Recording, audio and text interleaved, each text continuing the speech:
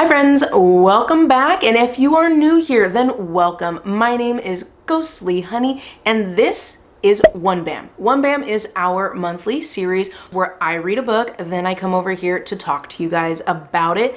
And this month, you guys, I was your resident slasher fan. I'm not gonna lie, I'm actually a really big fan of the slasher genre. So this book was a little treat, and I'm gonna talk to you guys about it. So let's get right into it.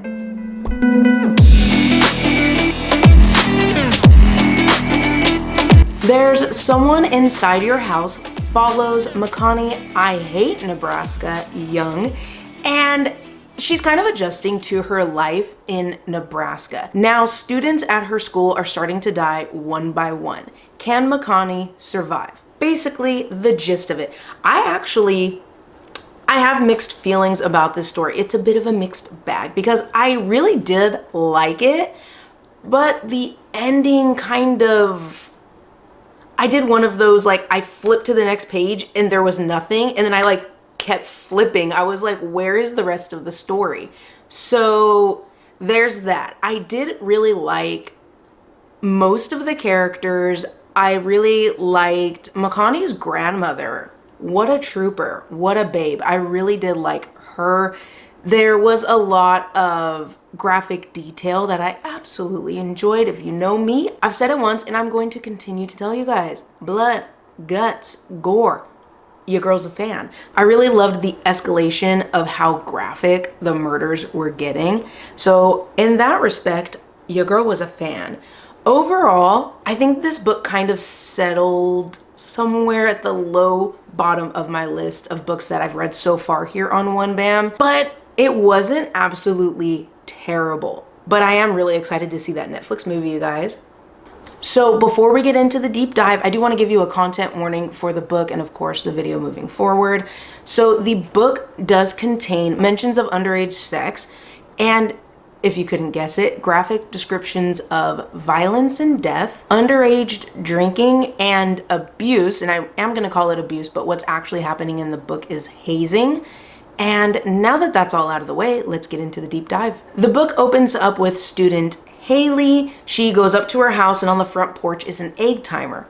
Weird. She grabs the egg timer, and as she's going into the house, she gets a call from her friend Brooke. While on the phone with Brooke, Haley puts away the egg timer. She's making a sandwich. They're talking about the school musical. They're talking about the special effects and stuff like that. Meanwhile, Haley's kind of walking around her house. She's kind of in the living room. Once Haley finishes her sandwich, she puts her dishes in the dishwasher, and then she goes to head up to her room, but she kicks something, slides across the floor. She looks down, and what is it?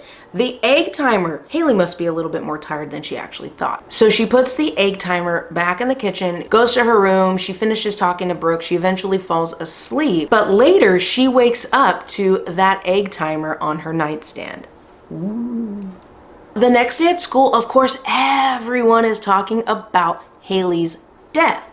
That, and they're talking about Ollie's pink hair. Now, a boy with pink hair, really not a big deal. But in Nebraska, it's just as newsworthy as somebody being killed. What is up with that? At this point, we get to see our leading lady. This is Makani, and she is sitting in her friend Darby's car. And they're basically just chit-chatting about Haley's death. Then soon after, their friend Alex joins them in the car, and they're still talking about Haley, and they're also talking about Ollie. Now at this point, we find out that Makani kind of has a thing for him. They had history together last summer, but she doesn't really like to talk about it. Their chit-chatting kind of goes from Haley to rumors that float around the school. Everybody tells rumors, but Makani, of course, knows not to believe things that people are saying. I mean, even she herself doesn't give her friends her full story. So Makani moved to Nebraska about a year ago. Her parents are going through a nasty divorce and send her to live with her grandmother. Now, she doesn't mention the incident on the beach to anyone. Now the incident, ooh, exciting, hooks you in, right? Hooked me in. We're not gonna find out about it until later, so let's just keep moving along. Rumors to the side, the group continued to talk about Haley. They're wondering What kind of person would kill someone? Makani is kind of having some kind of internal struggle. She feels shame, but she's kind of thinking to herself, it's not the same. Again, we are getting hooked in with whatever incident happened on the beach. You guys, I'm telling you, be patient. At this thought, Makani quickly makes her way out of the car, but her friends, they're still talking about the murderer. Fast forward to the three of them at lunch. They are still talking about the murder, and Makani's sitting there. She's kind of looking around, and she sees a banner for the musical, and she wonders if the musical is going to be canceled. Alex hopes not, because she thinks that it's probably going to be the most fun thing that the school's ever done. And Darby and her kind of go back and forth on it.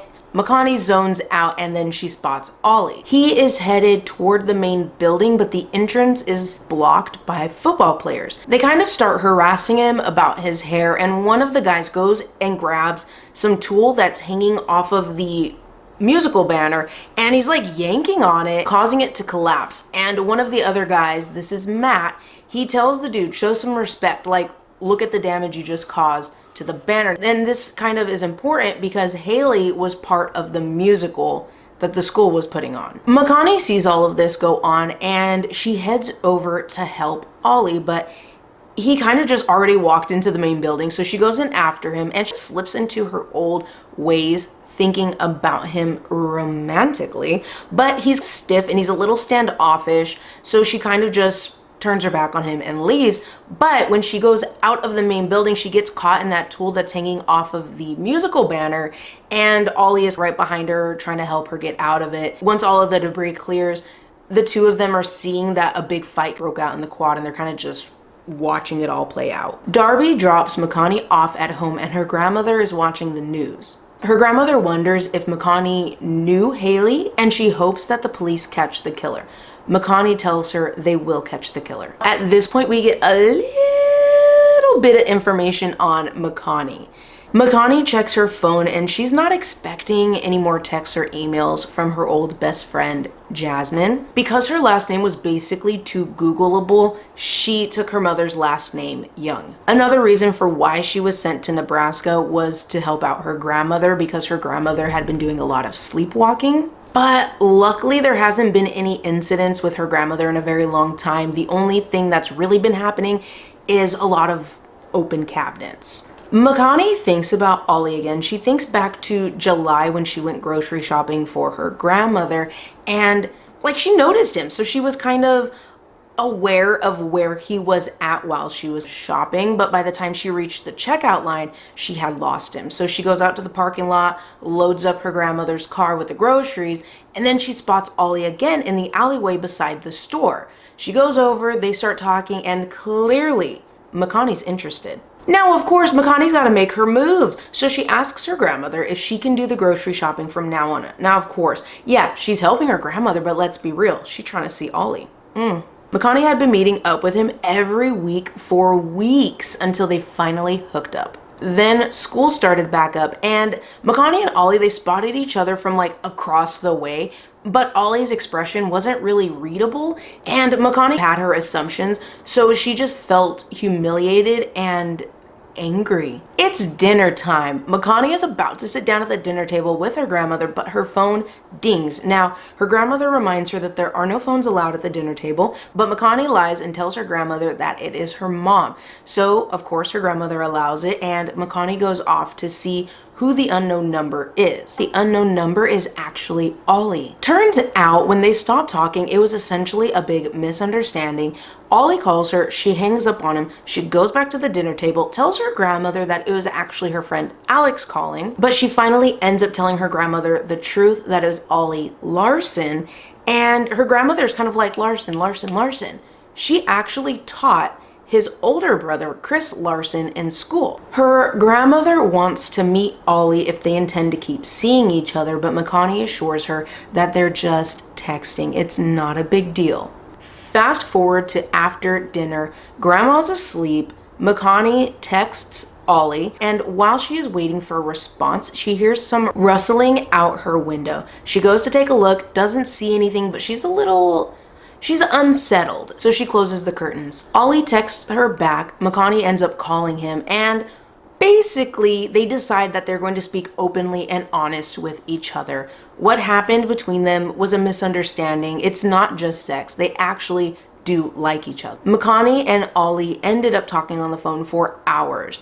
And the next day, there's a bunch of students walking through the parking lot to go to Haley's memorial. Makani, Alex, and Darby are in Darby's car. Makani is telling the two of them about everything that was going on between her and Ollie, but her friend's reaction isn't quite what she was expecting. They're kind of teasing her a little bit, so she quickly changes the topic to her grandmother. She thinks that her grandmother is sleepwalking again because all the cabinets were open. This is 2 days in a row, and it's the 4th time this month. A knock at the car window grabs all of their attention, and it's Ollie. He jumps in the car with them, and it's a little bit awkward, but they quickly adjust to him being there. And of course, Alex, she's the first one to kind of say what everybody's thinking, right? His brother's a cop.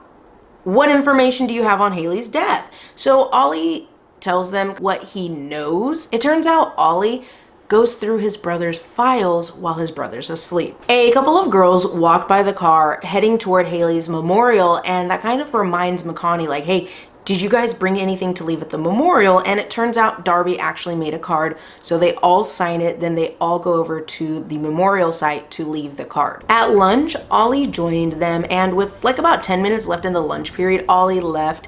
Makani went after him, and they stopped to talk by a group of gamers and techies, and Makani was asking him like, hey, what are you doing after school? And Ollie said, giving you a ride home. Now, this tee-hee-hee, hilarious, right? One of the kids in the gamer techie group, Rodrigo, spoke up and was mocking her, and essentially bickering broke out in the group, and the two of them part ways. Makani goes back to Darby and Alex, and she asks Alex what she sees in Rodrigo. Turns out Alex has a little bit of a crush on him, and she tells Makani that he's cute. Darby points out that Alex and Rodrigo don't even speak to each other. Then Makani kind of steps in and she's like, hey, I'm not gonna need a ride after school because Ollie's gonna drive me home. Alex and Darby are worried about Makani, but she points out that they don't know him, and the two of them point out that Makani actually doesn't know him either. Good point, kids. The two of them point out that ever since both of his parents passed away, something hasn't been quite right with him,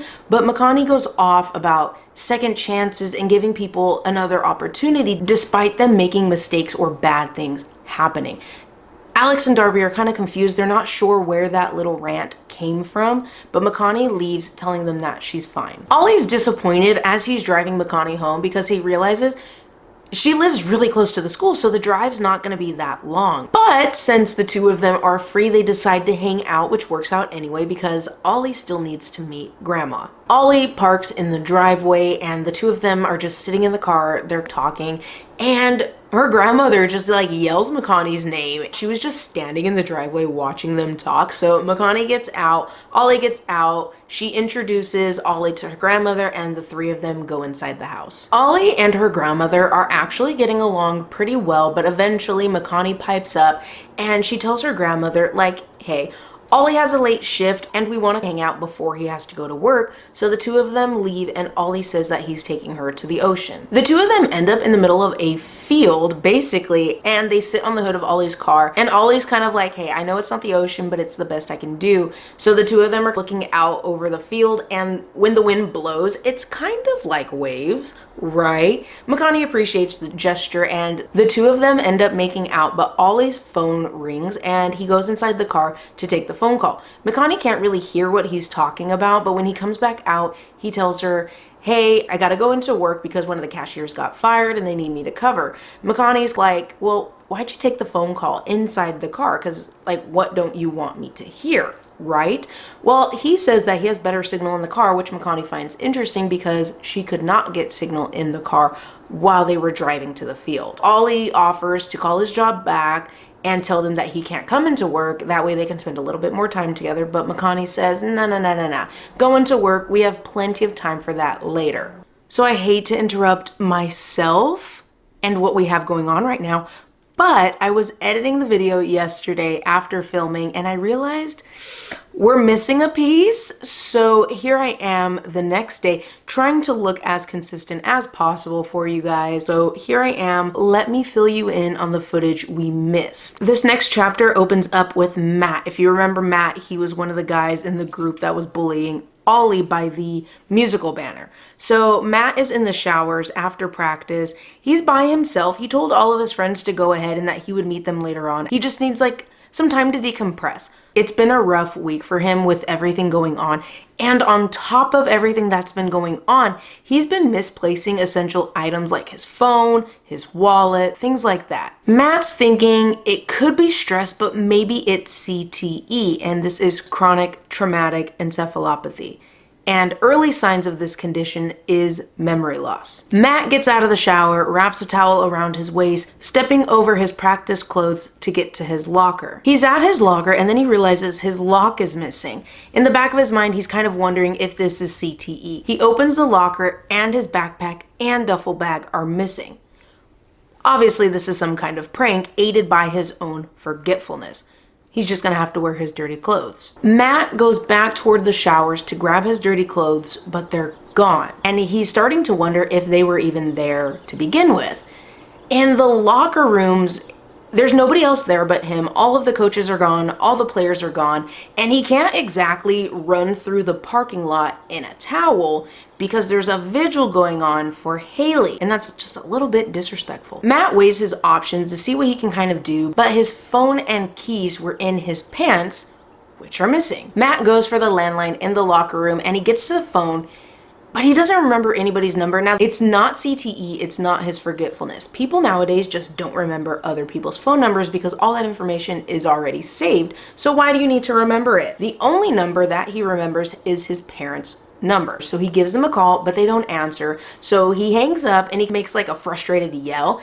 And he quiets down because there's a whimper. He follows the sound of crying to the source and he sees somebody sitting on a bench, hunched over, hoodie pulled up. They're crying. He notes that they are too small to be a football player. So he kind of walks around them, crouches in front of them, and he's asking if they are okay. The person raises their head and stabs him. Now, Matt actually recognizes the person, but he just can't remember their name. The next day at school, there are police and reporters all over the place. There's a bunch of students that are talking to the reporters, but McConaughey herself is avoiding them altogether. In class, McConaughey is talking to Darby and Alex about Matt's death. Meanwhile, the cops are actually questioning all of the students in the school, but they are going in alphabetical order. So McConaughey knows that she's probably going to be close to the last person because her last name is Young. Rodrigo and his friend David kind of join their conversation talking about the deaths, and McConaughey's in her own head. She's really concerned about talking to the police. During her last class, McConaughey is pulled into the hall for questioning. She ends up being questioned by Chris. This is Ollie's brother. He takes her into an empty keyboarding class and the two of them talk. Chris is very friendly, but McConaughey's nervous to be speaking to a police officer. She hopes her nervousness comes across as her just being disturbed at the murders. Chris continues to question her and he eventually comes to the question where she was between 6 and 7. She's embarrassed, but she tells him that she was with Ollie. He took her home and then she made dinner with her grandmother. The mood in the room kind of lightens up a little bit, but then Chris suddenly asks McConaughey if she has any hunting experience. McConaughey's thrown by the question and he explains that he's asking her because the killer is experienced with a knife and has knowledge of anatomy. The interview with Chris eventually ends and McConaughey leaves, and instead of going to class, she goes into the bathroom and she cries. Once she's done, she comes out of the bathroom and Ollie is standing there with her backpack. He explains to her that he had asked to use the bathroom, grabbed his bag, grabbed hers, saw her run into the bathroom, so he stood out there to wait for her. He then tells her that school ends in 20 minutes and he's ready to leave now. He offers her a ride and the two of them leave. Leaving school, Ollie and McConaughey are immediately swarmed by reporters. Now there's one extremely persistent reporter and her cameraman is following them. She's asking them a bunch of questions. Eventually McConaughey screams at her and the reporter, instead of backing off, the reporter goes to Ollie and starts pressing him with more questions. Eventually, the cameraman is trying to get her to back off, and eventually the reporter does back off, leaving Makani and Ollie to go to his car, and Makani tells him she just wants to go somewhere quiet, so Ollie takes her to his house. On the way to Ollie's home, Makani is seeing billboards for the Martin family corn maze. Now, the two of them talk about this corn maze all the way to Ollie's home. Once inside his house, Makani notes that the home has kind of a stillness to it. He offers her a drink, and she meets his dog Squidward, and Ollie makes the two of them burritos. While Ollie is making the burritos, Makani's looking around some more, and she spots a brown file on the table. Ollie tells her, go ahead, she can look at it, and she does. And you guys, we get a really good look at Haley, and let me just tell you guys, is good. It's really good. They talk a little bit about Matt, and Ollie tells her that the cops think that whoever killed him must have been smaller than him based on the way he was killed. Now, after this, the two of them go up to Ollie's room, and Makani notices it looks more alive and lived in than the rest of the house does. There's books everywhere, and Makani comments that her ex-boyfriend read a lot too. Oops, that's a little awkward, so she tries to change the subject. They both sit down on the bed, but Ollie goes back to that. He wants to know about her ex-boyfriend. So she tells him a little bit, but let's be real, she's kind of vague about it, but clearly there's a little bit more to it. The two of them end up making out and things get steamy, but before they get too hot, they realize they're not alone in this room. It turns out that it's Chris in the room with them, and he's worried about Ollie. There's a killer out there. Chris needs to know that Ollie is where he is supposed to be. He tells Ollie to take Makani home, and he leaves the room. At home, Darby texts Makani and he wants to talk. So Makani calls him, and Darby just tells her that he and Alex are worried about her. Then, you guys, Darby accuses Ollie of being the killer. Okay, so what's his motivation, you might be wondering? Well, Matt bullied him, we all saw that. And he asked Haley out before. She rejected him, he was humiliated. And now they're worried that Ollie wants revenge on Makani and that regaining her trust is all part of his plan. Makani obviously completely rejects the entire idea, and she hangs up on Darby. She completely ignores all of his follow-up, like he's apologizing. He's trying to get her to talk to him again, but she just flat out ignores him. The next day, Ollie shows up at her house, and he and her grandmother are putting together a puzzle.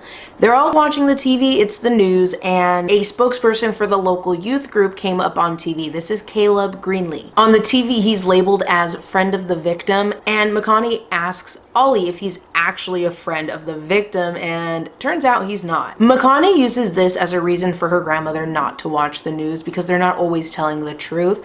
And her grandmother says that Makani kind of grieves in her own way, and this is her grandmother's way of grieving. The focus shifts back to the puzzle, and Makani's in her own head again, and she's just thinking that nobody this nice to her grandmother could be a killer. Next chapter opens up with someone finding a machete and stabbing someone. The killer, right? No, it's just Rodrigo, and he is playing video games. He pauses the game, goes to the kitchen for an energy drink. It's midnight, he's home alone, and his friend David is texting him about an anime that Rodrigo pretends not to be interested in. Meanwhile, he downs the energy drink and checks out his favorite form. This is essentially like a misogynist forum, and he feels shame because he used to be one of those guys that just tore women down for no reason.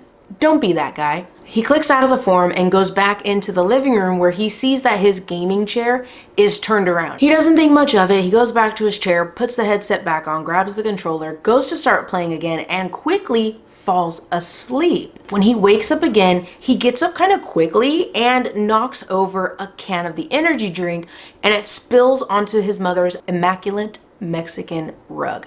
He's gonna be in trouble. So he jumps up so fast, he forgets to take the headset off, and he gets yanked back. And when he takes a second to think about it, he doesn't even remember grabbing a second can of that energy drink. With the headset off and finally on his feet, Rodrigo looks around and he realizes the entire living room is completely rearranged. Now he's thinking maybe it's his sister Sophia, maybe it's David. It's got to be somebody. It's a prank. So he calls out for somebody and there is no answer. He goes to the kitchen to grab paper towels to clean up the spill, but the paper towels are not where they are supposed to be. So maybe he's the one that moved everything around. Maybe he just doesn't remember.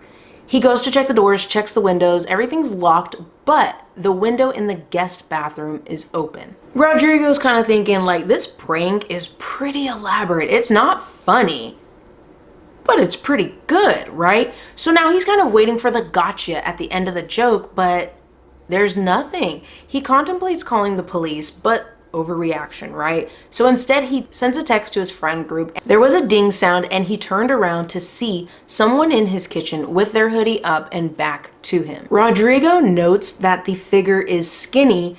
He doesn't think that it's one of his sisters, but he approaches and he places a hand on the person's shoulder. The figure turns around, stabs him in the chest, stabs him in the back, and continues to stab him before staging his body and proceeding to continue playing his video game. It's breakfast time, grandma is cooking some good pancakes, and school is canceled. They're watching the news and her grandmother recalls teaching Rodrigo's sisters in school. Later on in the day, Ollie calls Makani. He's with his brother at the station before he starts work. He tells her what he knows about the murder. They have a partial boot print and there's a partial butt print from where the killer sat in Rodrigo's blood. So it turns out the killer sat in Rodrigo's blood and played video games for 5 hours. Yeah, the police are also assuming that it was somebody that Rodrigo knew. The two of them hang up and Makani gets a text from Darby saying that he's gonna meet Alex at work, and Makani asks if she can borrow the car so she can meet up with them to see how Alex is holding up. Her grandmother says no, not wanting Makani to go by herself, but she does end up going with her. Makani meets up with her friends. She's checking on Alex. The three of them are kind of talking. Eventually her grandmother brings up Ollie, which is a little bit awkward, and Darby changes the subject. They're talking about school being canceled, and Makani and her grandmother eventually say their goodbyes so Alex and Darby can keep working. School is open again, and Makani's grandmother was debating on whether or not she was going to let her go to school, but a sleep specialist in Omaha had a last-minute cancellation, called her grandmother and was like, hey, we can get you in today. Now, grandma wants to go because her original appointment is 3 months out, so they can see her earlier. Perfect. Grandma goes to Omaha, Makani goes to school. In her first class, she notices that it's basically deserted. Even Alex and Darby aren't at school. She goes through her day at school and she notes how people that don't typically acknowledge one another are now speaking because of like this shared trauma. At lunch, Makani and Ollie are in the cafeteria. They're sitting by themselves and she's asking him how his day yesterday had gone, and he tells her that he didn't actually spend the whole day with Chris. He ended up with a dispatcher named Ken because Chris was out of town. The two of them continued to talk and her phone chimed. It was her grandmother. Ollie had a look on his face and he explains that while Chris and the other officers were at Rodrigo's house, Rodrigo's phone continued to go off. Phone calls and text messages from people who had heard rumors and wanted to check up on him. On the cafeteria's platform, Caleb spoke into the microphone wanting to lead a prayer for the victims. Everyone in the cafeteria bows their heads and Caleb leads them in prayer. While Caleb was praying, Makani is thinking in her own head about religion, prayer, and she starts to feel her annoyance rising, but she stopped her thoughts when she felt somebody take her hand, and she opens her eyes and she looks up and it's Ollie. She looks around, everyone else has their heads down, eyes closed. The two of them of course kiss because nothing screams this is the right moment. Then somebody praying for dead victims? It's a little rude. Anyway, the two of them kiss and they quickly part when Caleb says amen. Now it's the last class of the day and the principal makes an announcement over the overhead speakers and he's telling everybody, just a reminder that the school is still going to be open tomorrow, and some good news.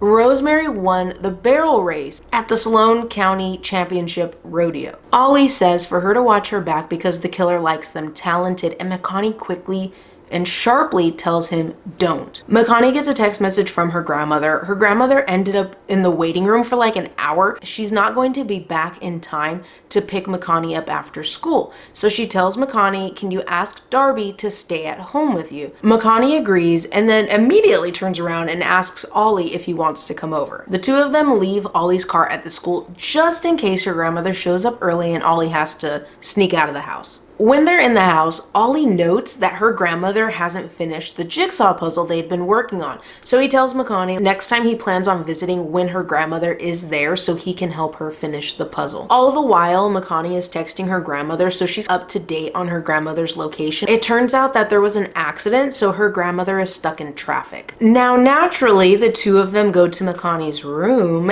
and the two of them end up kissing. And somewhere in here, Ollie's wondering why she is a winter goth. Now, obviously, the color palette of her wardrobe just sets the two of them off. Right now, they're making out and they do the horizontal tango. Good for them. Ollie's asleep. Makani gets up, she gets dressed, and she goes downstairs for a cup of water. And there's a drawer open. She closes it and calls out for her grandmother, wondering if she'd gotten home already, but there's no answer, so Makani must have left it open when her and Ollie had gotten to the house. She gets a cup, she drinks the water, she fills it up again so she can bring it upstairs to Ollie, and when she comes back to the kitchen, the drawer was open again. Maybe the tracks are loose, so she closes the drawer and she stands there. She waits for it. I mean, we've all done it. I've done it. You've done it. You wait for the drawer and to see if it slides open again, right? It doesn't. So she tries to rationalize what's going on in her head and she goes to pick up the cup, and you guys, the cup is empty. She looks around, there's no one around, so she fills up the cup again and she's going to head upstairs, and then she sees, you guys, the jigsaw puzzle is complete. She drops the cup, water spills everywhere. She calls out for her grandmother. I don't want to take away from the moment. I just thought that was hilarious. Like, you know, imagine this little old lady running around the house pulling pranks on her granddaughter. It's just funny to me. Makani picks up the cup, takes it to the kitchen, grabs a towel, goes to dry up the water, goes back to the kitchen, and the cup is gone. She goes to her grandmother's room, doesn't see her grandmother. She goes back to the kitchen. All the drawers and all the cabinets are open.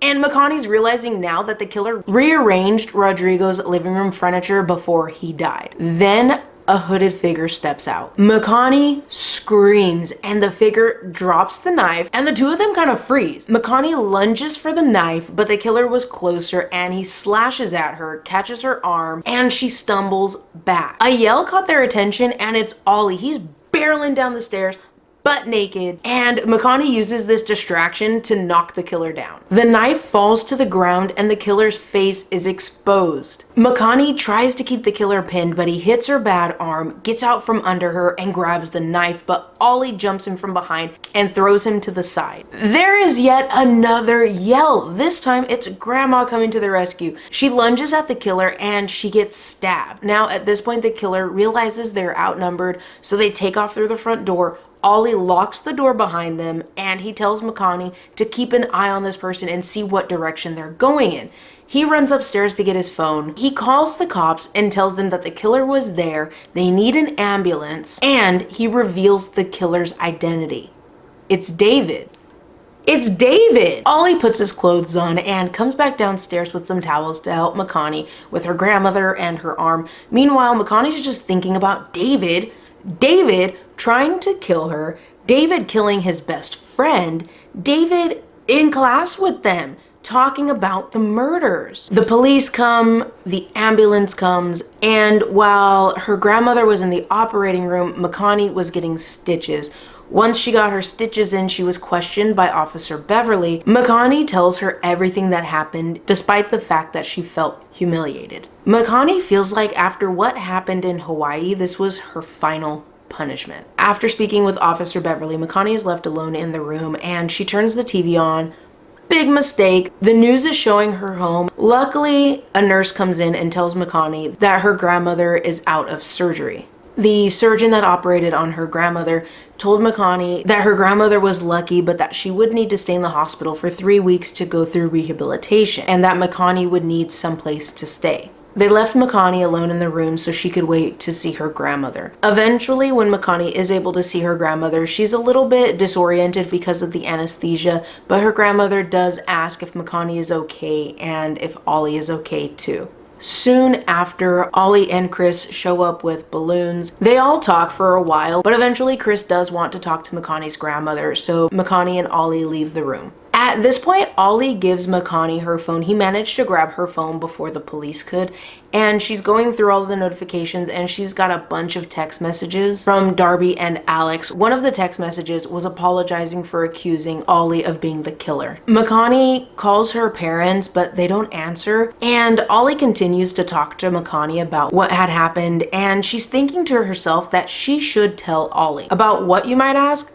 About the incident in Hawaii. We all want to know. You should tell him, Makani. Before she could even say anything, Ollie's still talking, so now he's talking about David, how everyone's looking for him, and Ollie just thinks it's weird that it's David. They went to the same church. They were on the wrestling team together in middle school. At this point, Makani's thinking again that she should tell Ollie. She can't hide her past any longer. But before she can get into it, Chris interrupts them and tells Makani that she can stay at the Larson house with them and for Makani to say goodbye to her grandmother so that the three of them could leave. Makani's at the Larson house and she's thinking about how she can't go home.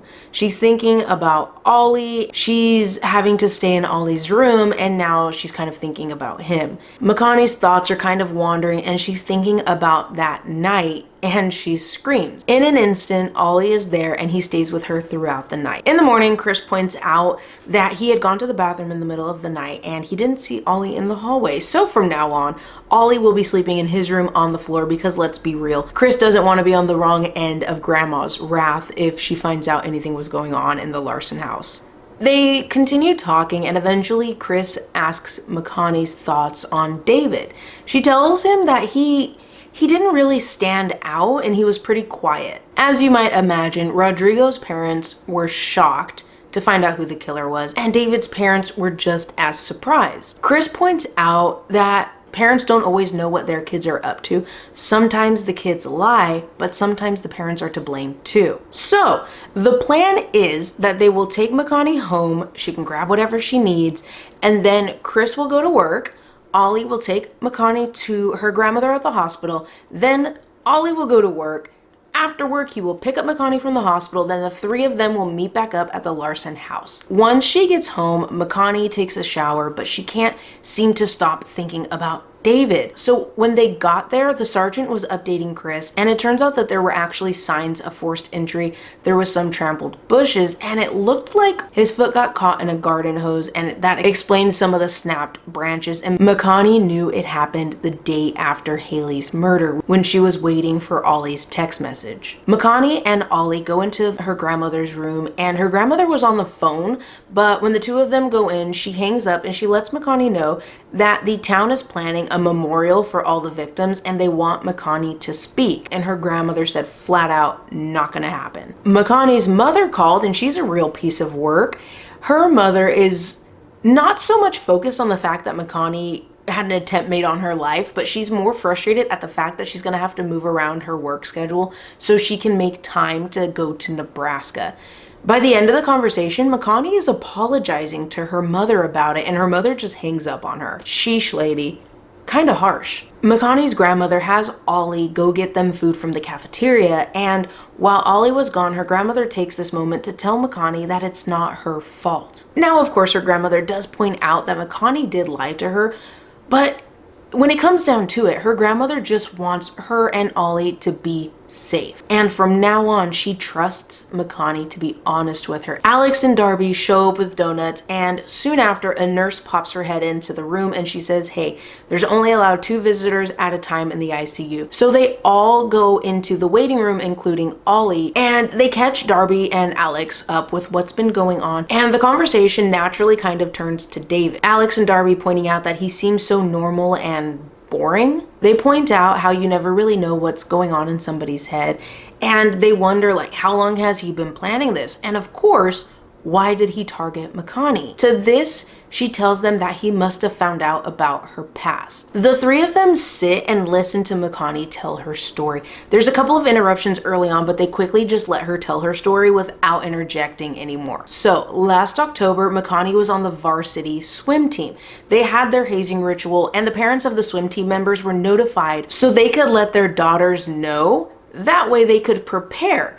The idea is that they would have their swimming suits under their pajamas, but of course, Makani's mother, she just keeps getting worse and worse. Makani's mom didn't tell her, so she had no idea. Gabrielle and Kayla basically just broke into her room and kidnapped her.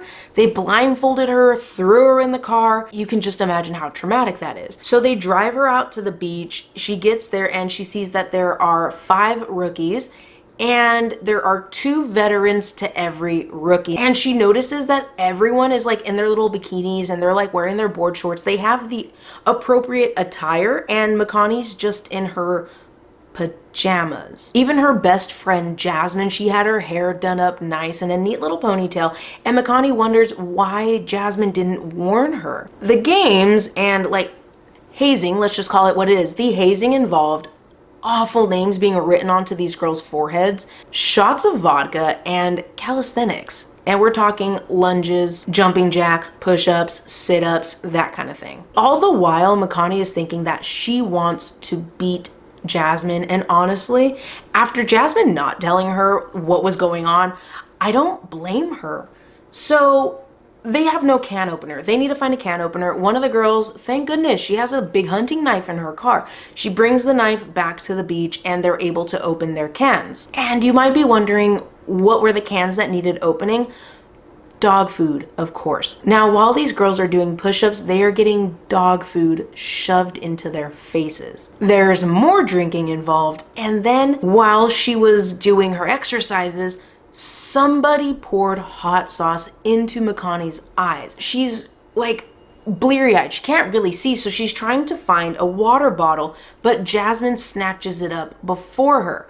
Well, right next to the water bottle was the hunting knife, and Makani goes for that instead. She grabs Jasmine's ponytail and she cuts it with the knife. That's it.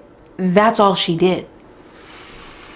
We're not even really going to get into it. We'll get into it later. Jasmine ran into the ocean to rinse her eyes, but she was so drunk that she couldn't swim. One of the other girls noticed her in the ocean, pulled her to shore, and performed CPR. The paramedics showed up, they got Jasmine breathing again, and Makani actually ended up getting arrested. When she got out, Makani was seen as the ringleader. And on top of that, she was publicly shamed online. When her suspension from school ended, Makani couldn't even make it a full day through her classes. Her dad had to pick her up, and that's when she found out that her parents were getting a divorce and she was being sent to Nebraska. With her story finished, she's kind of looking out to the other 3, and she's surprised that they're not scared of her. They point out that Jasmine is alive and Makani is not a bad person. She's thinking that David found out about her past, and maybe the other victims also were hiding secrets. Matt was an asshole, and Rodrigo was an online troll that would make comments threatening women. The 4 of them are wondering who else would be on this list. Ollie suggests Zachary because he's a known asshole, so they should probably warn him, right? Ollie gets a text message. Turns out work is canceled, so all the employees can go to the memorial.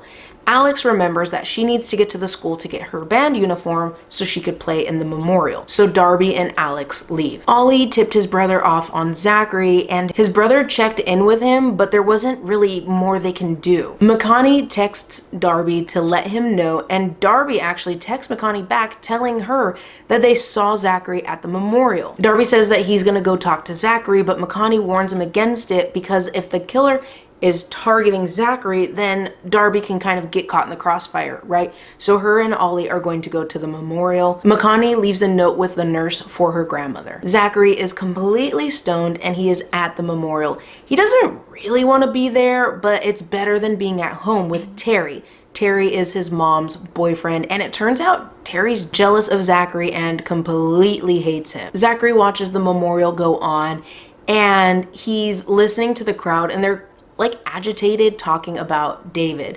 He checks his phone to see if his friends are coming to the memorial, but they're not. Zachary's kind of thinking about his past with David. They used to be childhood friends, and Zachary recalls a rage that was always in David. And their friendship only ended because Zachary ended up moving to another neighborhood. Zachary gets a text message from his mom, and she's telling him that her coworker saw him at the memorial and she wants him to go home, but Zachary doesn't want to do that because he does not want to go home and get stuck with Terry. Caleb takes the stage and he's making a speech. Zachary's getting annoyed, but a pretty girl approaches him. After his speech, Caleb needs to get dressed in the band uniform. He needs to get ready to perform, but he can't find his plume that goes in his hat. So he's asking around and nobody's seen it. He must have left it in the break room at the store where he was practicing his speech. The pretty girl that was approaching Zachary, this is Katie. She's handing out candles to everyone,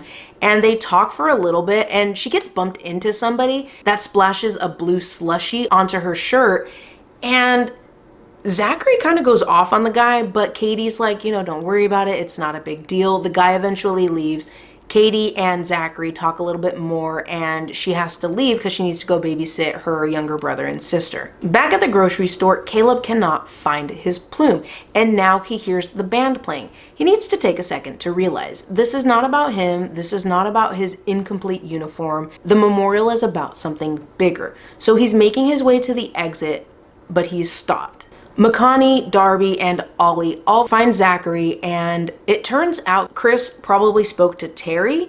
Zachary had no idea about the phone call checking in on him. They try to explain to him that they think that he's the next target, but he wonders, what did McConaughey do to get targeted? And that basically they're all targets. Back at the grocery store, Caleb is running for his life, but David catches up to him and stabbed him in the back and then straddled him and finish the job. The memorial is over. Zachary gets escorted to his car. Darby and Alex go their separate ways, and Ollie and McConaughey go to meet up with Chris. McConaughey's worried that Ollie's judging her, but he assures her that he's not. And after his assurance, she's starting to talk to him about the rumors she's heard about him, and Ollie basically clears the air and tells her the truth. And of course, nothing like past trauma gets these two so excited. They start kissing again, and then McConaughey notices blood on the glass door of the grocery store. They spot a shadow move inside the store. Now,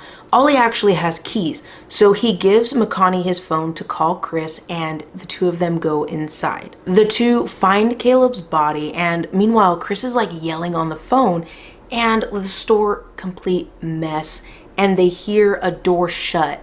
And McConaughey says over the phone to Chris, David left through the back exit. Last Friday, Katie found an empty can of tuna in the basement. She was trying to rationalize it, but chalked it up to her being paranoid. She was going to wash her blouse, but she decides against it. But before leaving the basement, she gets a can of paint and props it up on like the windowsill right up against the glass. She goes back upstairs to her brother and sister, and they're wanting to know what's for dinner. Macaroni and cheese and hot dogs. You guys, when I read this, how nostalgic, because I remember back in the day, macaroni and hot dogs was my jam. Katie goes upstairs to clean herself, and as she's going upstairs, her mom is coming downstairs. Her mom is a nurse. She works most nights, and that's why Katie needs to watch her brother and sister. Her mom left, and Katie goes into the bathroom to clean off her arm. She's using the toilet, and she goes to grab some tampons, but she can't reach the box. It got moved. Then she remembers somebody at the memorial mentioning how David would rearrange the victims' things, but that's not the case here, right? Clearly her mother was cleaning and just moved stuff around. There was a thunk noise downstairs, and Katie was yelling from the toilet, like, what was that sound? Her brother and sister said that they don't know what the sound was. After dinner, she puts them to bed, and she goes back downstairs to work on essays for college. Katie is thinking about college, she's thinking about her family, she's thinking about Zachary, and then there's a creak on the basement steps. Katie paused, and she tried to go back to focusing on her essay, but she had a feeling.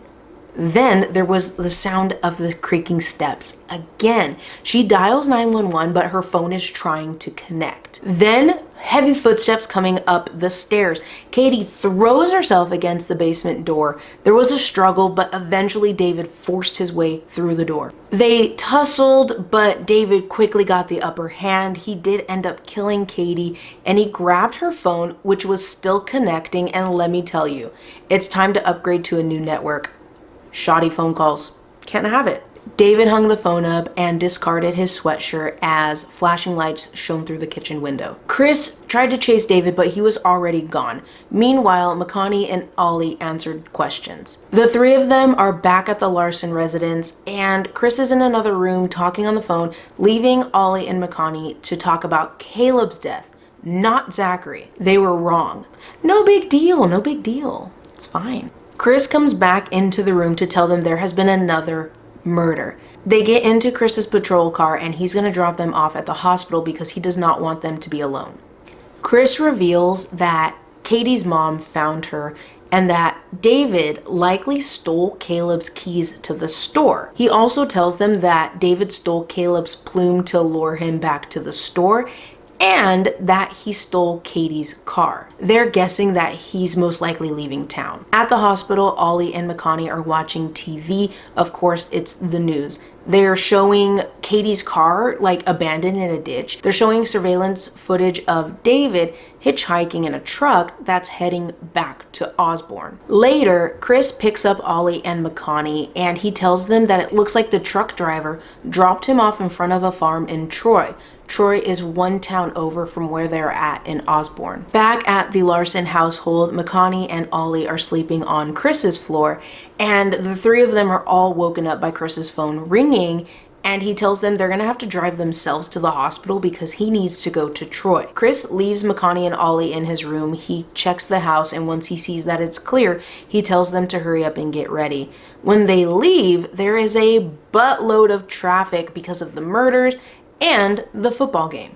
McConaughey was texting Darby and Alex when Alex asked for McConaughey to pick her up. She did not want to be at the school. She did not want to be playing in band when David could be anywhere, and honestly, girl, I don't blame you. So McConaughey and Ollie go to pick up Alex and they tell Darby to meet them at the hospital. Now the four of them are in Ollie's car and they're trying to figure out what's going on. Alex suggests that David is going after people that stand out, people that make him feel invisible. Nobody rejects the idea, so they kind of go with it. Ollie recalls the announcement at school saying Rosemary had won the barrel race. Now, he goes to call Chris, but he feels like they kind of lost their credibility after the whole thing with Zachary. But Chris did tell him that another driver picked up David and dropped him off on the other side of town. Of course, they all want to warn Rosemary, so Ollie calls her. Don't worry, they're neighbors. That's why he has her phone number. She doesn't answer. He leaves a voicemail telling her to call him back. Rosemary is with her horses. They're kind of agitated. True, she does live next to a tourist attraction. This is the family corn maze that we mentioned earlier. But now, because it's so busy, there's lights, there's loud music, so of course I'd be agitated too. And of course Rosemary is completely alone. Her brother ditched her to hang out with his friends, and her parents are at the football game to support her cousin. A scream from next door caught her attention and she reached for a pitchfork, but she kind of, you know when something is supposed to be there so you go to grab it, but it's not where it's supposed to be, so she keeps reaching. And eventually she grabs the pitchfork. Then she goes to grab her grooming supplies, but they're not there. Interestingly enough, at this point, Rosemary smells the odor of another person with her in the barn. Meanwhile, Ollie is speeding to Rosemary's place, and the whole time Darby is continuing to try to call Rosemary, but it's not going through, or it's going straight to voicemail. David reveals himself to Rosemary and he sets the bucket down, takes off his coat, and pulls out the knife. Rosemary lunges at him with a pitchfork. They spot the farm, but because of the corn maze, traffic is completely backed up on the road, so they go into the opposite side of traffic to go around the line. They went toward the small building on the farm with the lights on. Back with Rosemary, she stabs David with the pitchfork and he takes off running. Rosemary figures she could either call the cops or make sure that he doesn't come back. Now she goes after him, and right outside the door, he grabs the pitchfork too. They're kind of wrestling for control of the pitchfork, and David eventually throws them both to the ground. He gets the knife, slices her thigh, she hits him with the pitchfork, and then she's blinded by headlights. McConaughey jumps out of the car. Everyone jumps out of the car after her. She lunges at David. There's a whole pile of them. Eventually, David gets out of the pile and took off toward the corn maze. Rosemary was okay, but Rosemarie? Have I been saying her name wrong this whole time? For consistency's sake, I'm going to continue to call her Rosemary. Rosemary was safe, but Darby drops to his knees, and it turns out Alex was dead. Ollie chased after David, and a moment later, McConaughey and Darby were running after them. McConaughey and Darby ran through the maze, trying to follow the footsteps of Ollie and David. They also were trying to warn people in the maze, like, David's here, like, you need to get to safety. But people thought they were either joking or they were just performers. The two of them finally caught up to David and Ollie, and it looked like David had the upper hand, but McConaughey jumped in to save Ollie, and then David was on her until he got smacked with a bucket of blood by Brooke. Now, she kind of backed off and was trying to get people out of the maze. At this point, David reveals that it was actually supposed to be Darby that he was going to target, but McConaughey came into town. Darby gets stabbed. Ollie gets stabbed. Now McConaughey is all by herself. David planned on turning himself in after he killed McConaughey, so she's kind of wondering, why do all this? You just wanted to be famous. And David tells her this was just something he needed to do. McConaughey takes off running through the maze. David is chasing her, and she comes up to a corn pit. On the other side, she can see the parking lot, so she jumps in and she's going through the corn, and she looks back and she sees David is standing at the edge of the corn pit, waiting for her to make her next move. But behind David is Darby, who smacks him over the head. Of course, McConaughey knows that she can't just leave. David's gonna kill again, so she wades through the corn, goes back to him, and grabs the knife. At this point, she realizes that David was going after people that were going to leave Osborne. He lunges at her, and she stabs him in the back. The paramedics went to get Rosemary, and Chris went to go get Ollie. McConaughey and Darby were in the ambulance. Over a radio, they heard Chris saying that Ollie was still alive. McConaughey leaves the ambulance and runs through the maze to go back to Ollie. She kneels beside him and tells him if she had known that he was still alive, she would not have left him. They kiss, and Chris is holding one of Ollie's hands and McConaughey is holding the other, and the book just ends. That's it. That's it. Now that that's all out of the way, let's talk about my final thoughts, of which there are many. So we're going to talk about likes and dislikes, right? I did like the friendly banter between McConaughey and her friends. It was definitely genuine and very believable, and I really loved their group dynamic, despite the fact that McConaughey often felt like a third wheel, because it was made clear that Darby and Alex have known each other much longer than they have known McConaughey. That said, I really did still enjoy the three of them together. The deaths were actually very graphic in this one, and if you guys remember my One Bam episode, we talked about 10. Very disappointed. This one did not disappoint in that department at all. Loved it. There were a lot of comparisons between McConaughey's home in Hawaii and Nebraska. Initially, I did like the stark differences between the two places, but after a while it just became too much. It turned into her noticing subtle differences to her just outright complaining the entire time, and I was like, McConaughey, I get it. You hate Nebraska. Let's move on. But that said, now I know never to visit Nebraska because it sucks. Sorry, Nebraska. I really did not like the reveal on her past. The whole incident in Hawaii, I genuinely thought she killed someone. I thought this book, at this point in the book, chapter 2, I thought it was going to be giving I Know What You Did Last Summer or Jawbreaker, something like that, where she accidentally killed someone. Maybe her parents covered it up, something like that. Then this was all happening. That to me in my head was making sense. But to find out that she essentially gave someone a bad haircut, obviously I know there's more to it. It's not that simple. But that's all she did. You know what I mean? So it was extremely, extremely underwhelming.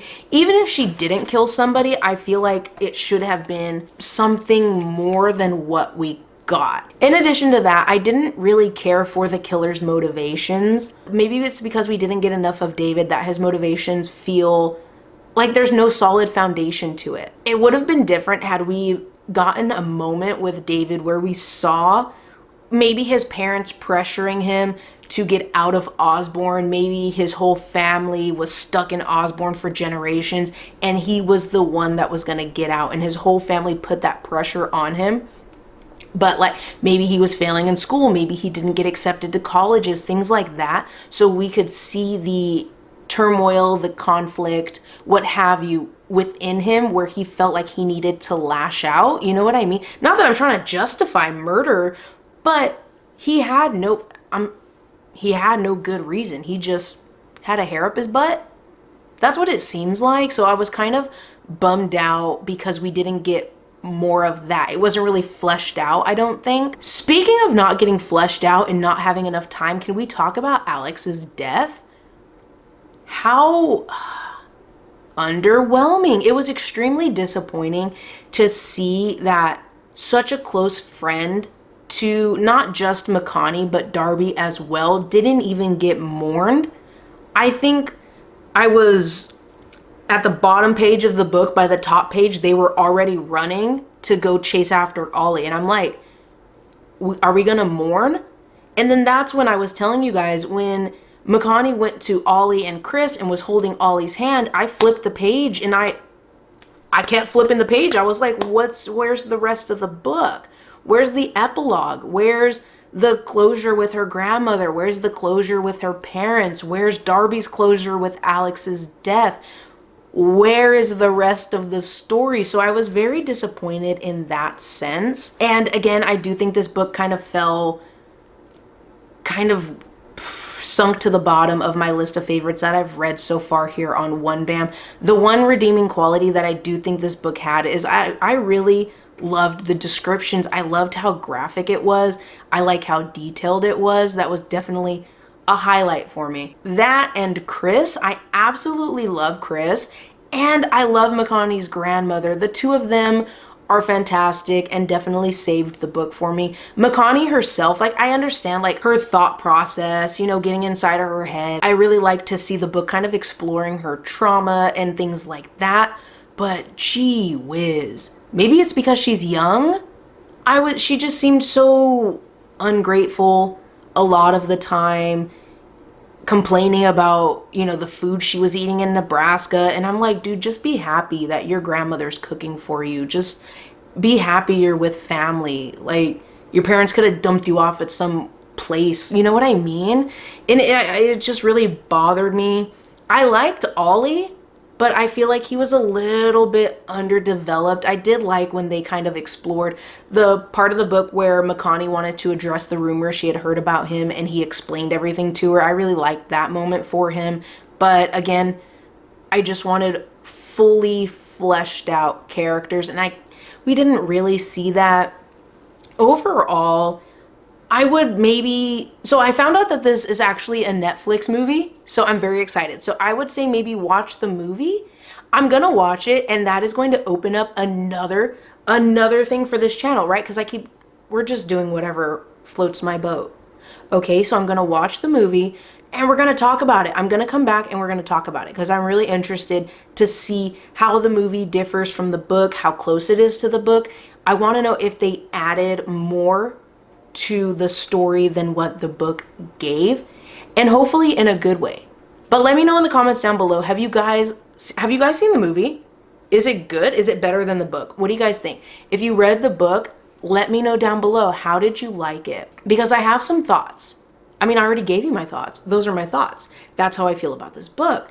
If you sat through this entire video, what do you think of the story? Let me know down below. Let's talk about it because I'm interested. I'm interested to see what you guys think, and I'm wondering if I'm being too nitpicky. I don't know. I really feel like we were missing either one big chapter or maybe one short chapter, a page, just kind of wrapping up all the loose ends. You know what I mean? And that brings us to the end of this One Bam episode.